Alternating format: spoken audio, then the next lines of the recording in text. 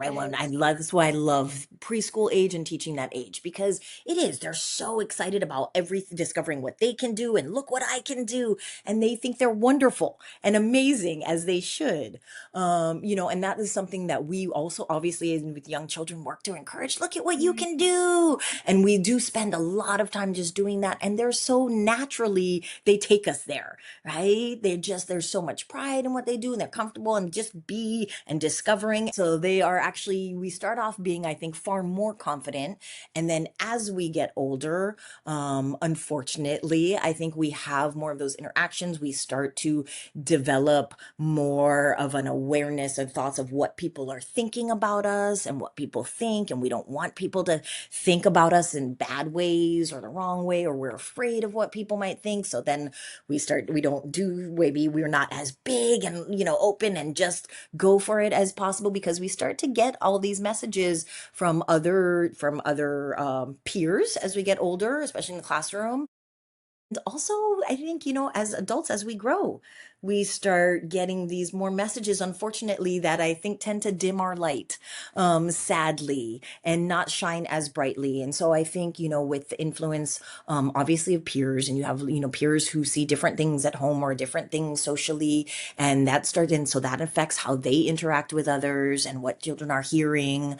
I also think that social media for those older children and getting on screens and seeing all these things is hugely detrimental to self-confidence because you see an image of what maybe you're supposed to look like or what you're supposed to be doing, and it starts younger and younger. And I was actually just reading, listening to a study about with you sort of middle schoolers and young children and those get ready with me videos that Yes. they do and target, and how that is actually just all advertisement that they're targeting at these young children and young girls under the guise of, oh, get ready with me, but it's, oh, you need this and you need this and you need to have Mhm. this and this is what I do. And so all of those things, when you're being bombarded with those messages, unfortunately, I think start to take over, and that's where confidence, it starts to diminish. And so it does become really important as we get older for educators of older children, for parents, in terms of, social media and interaction, being able to teach them how to navigate that and have